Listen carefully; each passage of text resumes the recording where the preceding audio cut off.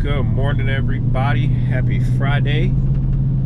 It's crazy how this year started off with Wednesday, Thursday, Friday. I heard a lot of people saying it's going to be a WTF kind of year. But I got about a 40-minute drive to my next service call to a customer. We just installed a unit to this year. From the looks of the pictures that I was able to see on our end of the invoice, it's a heat pump package unit, Tempstar. So I think somebody's already replaced the blower motor, but I think that was right after Hurricane Helene though, so that makes sense. We had a lot of blown ECMs after the hurricane, but I'm gonna head there, see if we can get this guy going, keep our customer happy. Let's get it.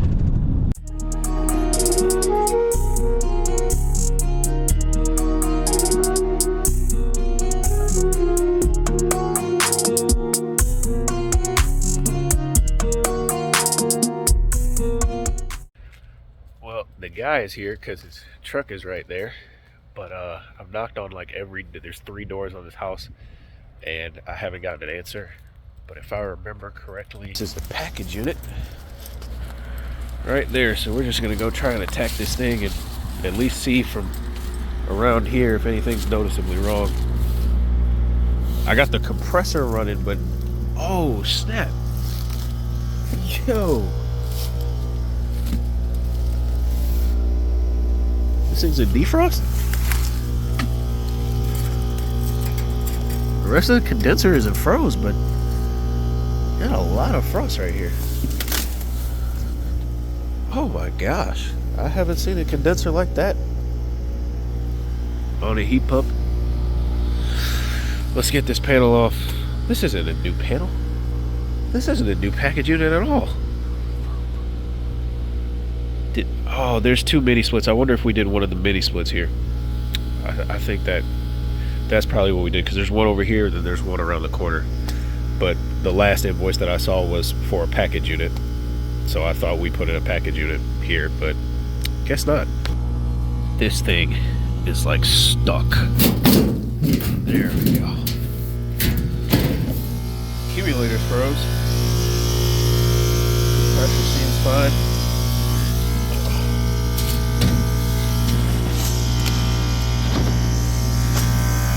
Pipe coming out of there, going to the condenser, starting to freeze.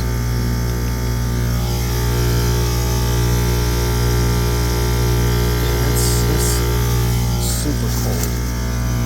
Get a little teardrop on the suction. Let's go ahead and shut this thing off.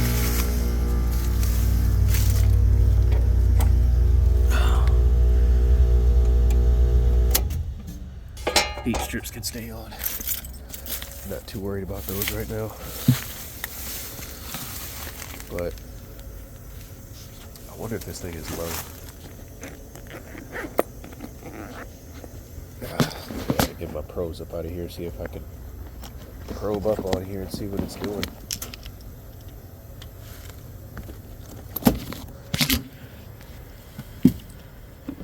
I'm gonna try to be gentle with that suction line cap since it's froze a little bit.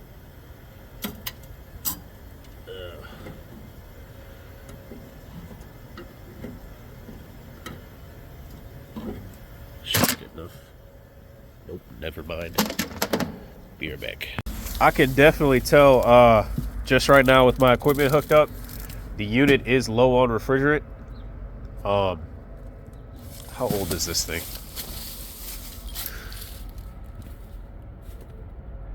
About a 2017, 2018 model. How many problems have you had with this unit before? I mean, honestly, I know we replaced the motor on here. Right. So that's really been it. Before we start, because I know I think we put in one of the mini splits for you. Yeah. Well, the mini splits are both messed up. They're both messed up still? Yeah. Okay. I mean, I think they put a little bit of refrigerant in this one, but the other one was throwing a code. All right. Can I come inside and take a look at your thermostat? Yeah. Not necessarily the whole unit, but just There's excuse me. There's more than likely a leak somewhere in that refrigeration. But I'm just wondering why it's been so cold. I mean, you got heat strips. It should have kicked on. Oh, it's one of these kind of thermostats. I guess you shut it off. Yeah, I shut the power off. So I'm gonna have to, let me go back outside, cut power road, and see if I can get that thing to come on in emergency heat and see if I can get you something. Right.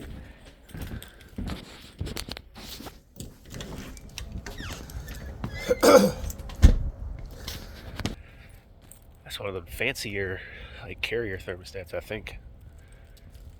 I don't normally see those too often. But then again, this is somebody's, like, actual personal house, not a rental. So I'm probably have to look up how to work that one, because I haven't seen that one in a while. But what do you guys think? Do you guys think there's like a leak? Or I mean, I think there's a leak somewhere with this thing off right now at sitting at like 80 psi on both sides. So that probably, that frost and everything that was built up on the obviously on the accumulator, but you know, all that down there, I mean, the system's just barely been running. It's got, can I get this thing to emergency heat? There we go. And we will kick up the thermostat to about 68. This is a very odd return right here. This little grill, but then I can't even see. That's, you guys can't see that from there, but it's a 14 by 20. Let's wait for it to kick on. So trying to see if I can at least get the guy some electric heat strips. I'm noticing that the power wires for this aren't going where they normally go, which is like behind this little box cover right here. Somebody ran it all the way to that side of the contactor, or the breaker, but there's no yellow wire moving anywhere else. So just at the top part of this L2 right there, it's just one singular wire. So I've only got one leg going to everything on the heat strips, it appears. I mean, I'm looking in here, I don't see any other wire. So I need to take that little plug off. Probably need to switch where those wires ran, and we'll see if we can get this guy something. That would actually explain why this thing hasn't been given any backup heat either. If this thing was never properly wired up right from the start.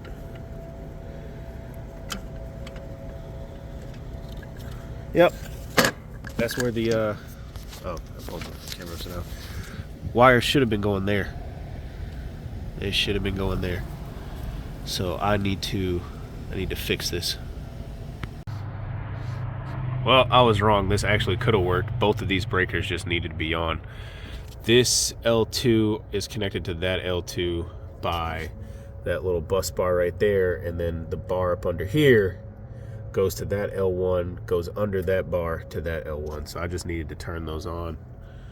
And I had 18 amps there for a minute. What the hell happened? I hear the motor back there kind of turning. It takes a minute for it to crank on. Come on now. The relays clicked in immediately and I got 18. There we go. Comes back again. And it's a 60 amp breaker over there. I don't even think this is a 10 kW heat strip. Oh, can you guys see it? You guys see what it is? Oh, no, it says 10K, but about 41 amps, I think, if the camera can focus. Come on, right there. Yeah, 41 amps in that corner right there, if you guys can see it. 41.7. So, at least right now we got them something. And I'm gonna go ahead and pull out the leak detector and get to sniffing around here, see if I can sniff out a leak.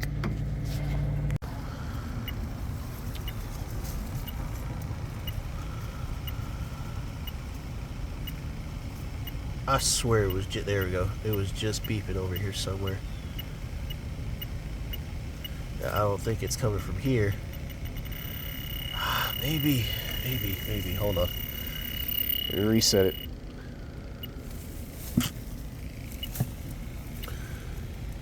I don't want to get a false reading anywhere. But it was. I had it on like this bottom joint right here. But I guess I could still pick it up if it's leaking from. Do I not have it tight enough? Put that back. Just spray this real quick. Spray this whole joint a little bit.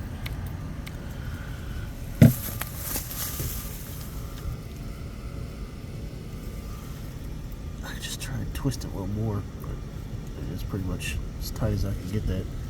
Unless, let me see if the core is leaking.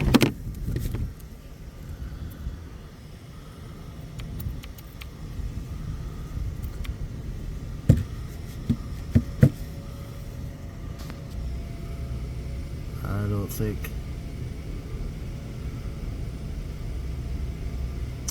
don't think that's the problem. I mean, I guess I could put the detector back right at it.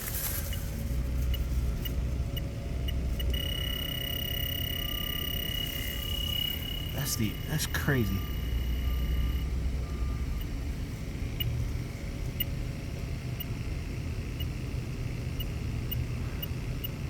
I mean, but it's just steadily going off.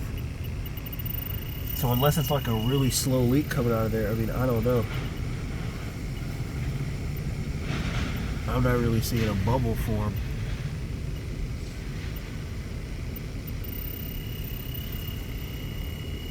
What do you guys think? Let me try the... Ow! Dude, these vines over here kill me. Let me try right here on the liquid, or on the suction.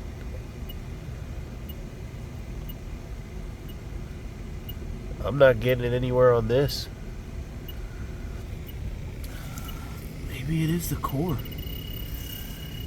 Like what is these called? The core max fittings or something? I know I have to get like a special tool that our local Goodman dealer at Johnstone, they allow us to like just borrow the tool so we don't have to pay for it. They just let us borrow it. You know, we gotta bring it back obviously. But I just keep getting it waving off there. I think that's what I'm gonna call it there. I mean, you know what? Dude, this is chasing down leaks, man. You gotta love it. You gotta love it. So I'm pretty confident. I'm not even gonna lie to you. I'm like 50-50 on that core max fitting, but that is the only place where I could find even remotely a consistent whiff over, what is this thing measuring, like ppms or something? Oh, cut it off. But you know, like if any of you guys have the field piece leak detectors, you guys know they like will show you the numbers and increments, like 1, 2, 3, all the way to like 99. You know, as you increase in numbers, that thing starts flashing faster, starts beeping faster, and on that high side core fitting, that's the only place I'm getting a consistent leak.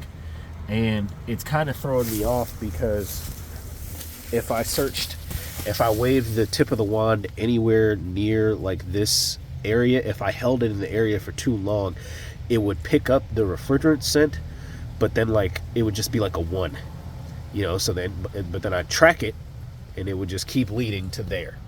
So I'm gonna put my faith in that leak detector, and even though I don't see the bubbles or anything, you know, like coming off of it, when I took the piece off, the probe off, I'm gonna go ahead and, you know, estimate to replace that out. And I still think it needs refrigerant. It's about 43 degrees outside, and this thing is sitting at a saturation temperature of, I think, 31. You know, so it's, but that could slide. I don't know if that'd be affected by the frozen accumulator, but both pressures are reading the same. As I ran it in emergency heat, the pressure went from 80 psi, you know, because I had it off when the customer came by. I had it off and it was reading 80. After letting it sit for a minute and then running just emergency heat, it's jumped up in pressure only to about 102. So I still think there's an issue with that, but I'll let that. I'll you know, I got to run the system to actually figure that out. So I'll go ahead and do that. But what I wanted to do was see why I was still only getting like 18 amps off the heat strip wiring, and I came over here just to find this wire completely capped off. I don't know where that, and I got the power off heat strips and regular power. I don't know where this wire goes. I'd probably have to remove this blower motor. I don't want to. I'm trying to get my head up in here with a light and see if I can hook that power back up and see if we can't get them going with full heat strip power capabilities, because the wire size is the right size, and I mean that breaker is a 60. I don't know what the indoor breaker is for the heat strip circuit, but I'll give it a shot. I'd rather test it and see, and worst thing I got to do, you know, is take that back off. So let me get a crimp a terminal on there and find out where that needs to get hooked up to. Had to remove the whole blower motor after crimping this wire on to find that the top of this thing has just like corroded away. And when I look at all the other terminals and I look at their condition too, because this side of the blower motor sits right there next to the evap, so any moisture during cool mode, you know, is getting pulled off that straight onto this. And look at the rest of the condition of this thing. I might just recommend a whole new heat strip kit, because I don't have a sequencer that would do like only sequencers I have on the truck, or any kind of relay that looks like that I have on my truck, is it takes 24 volts to the bottom, you know, it heats up, and then there's the 120 the 120 that can go through the top ends of the switch, you know, on the contacts or whatever. I mean, I could literally run wire and put a sequencer there to make it work.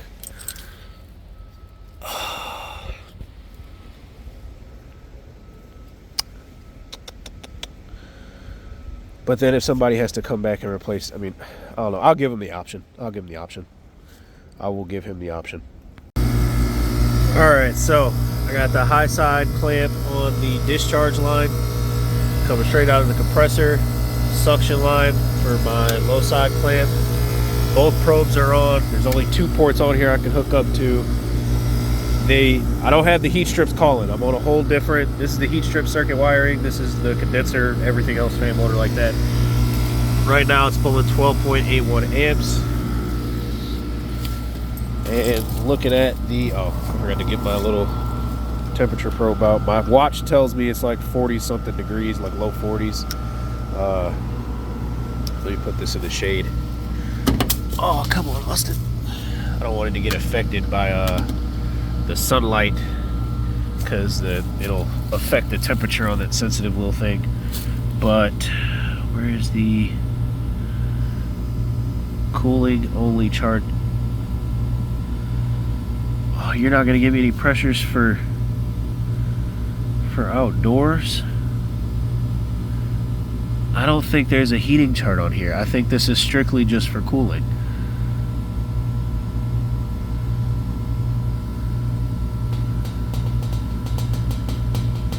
Oh wait, hold on.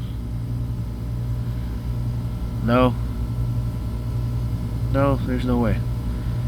Other units I've been to, the heating chart will go to outdoor temperature all the way down to like maybe 30 degrees. I definitely don't have, I think I've got like 50 something degree evaporator air like coming to the return. Oh, well this isn't gonna help me. I gotta go off the rule of thumb. And what is it outside right now? Come on, watch what we got here. Feels like 46 degrees, and I don't know, there ain't no way it's 52. Ain't no way. Matter of fact, let me see what this says right here. What's the temp of the air coming out of the technically the evaporator coil right now. This coil right here is the condenser when it's in heat mode. When it's in cool mode, this is the evaporator. But let me go ahead, stop filming real quick and check these pressures. I don't know, man. I'm starting to wonder what the heck was even wrong here. I mean, I know when I pulled up here, it seemed like the system was in defrost, even though there's a crap ton of ice everywhere. The fan motor wasn't moving. And when I cut it off, it was equalized at 80. But then ever since I've been messing around with the heat strips and everything, the pressure has gone up. So I guess right now, I mean, I got about a 10. I still don't see how it says 50 degrees out here. It must just feel colder. About a 10-degree split up there almost. I'm gonna try and just insinuate defrost right there at the test pins. Why are you not doing it? There we go.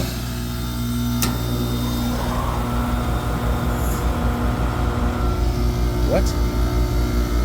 I saw the amp draw drop.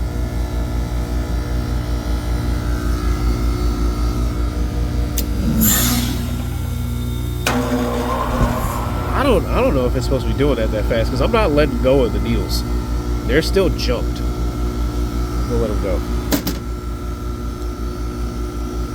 It's putting out good temperatures though, man. I'm confused here. Like at this point, I'm wondering, was it just not keeping up?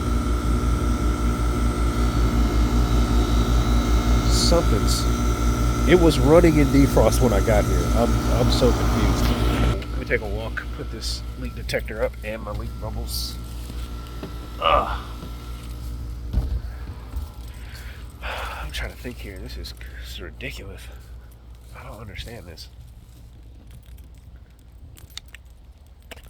Let me just play this all back in my head. It was in defrost when we got here, but it was, you know, accumulators frozen. The coil wasn't frozen. It seemed like it, but that could have just been the condensation from the evaporator coil itself just freezing overnight and everything, but not actually freezing the coil. So maybe defrost was actually doing its dang job, but it wasn't able to run long enough to actually produce any heat. And then on top of that, the heat strips weren't on at the little breakers in the inside the electrical panel right there. It was on at the disconnect, but it wasn't on inside the unit. So if the system was calling for heat strips, it wasn't able to. But it's doing it now. Dude, this is crazy. He might just need a new heat strip kit. It might just be the whole thing. But then there's still the thing about the the Cormax fitting or whatever kind of leaking. I mean, I really wish I had a pressure chart. I really did.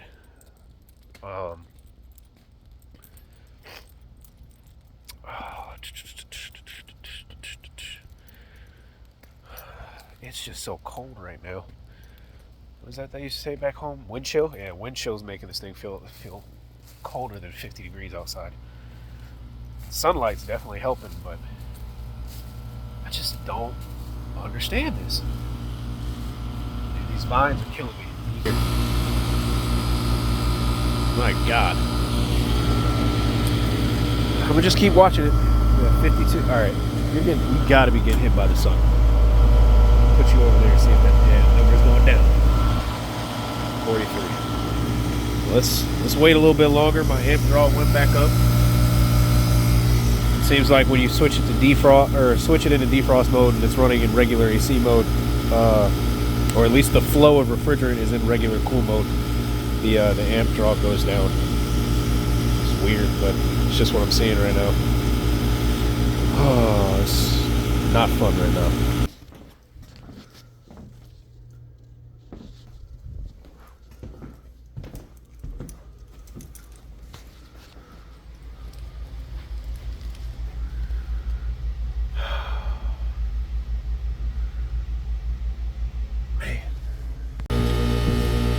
Well,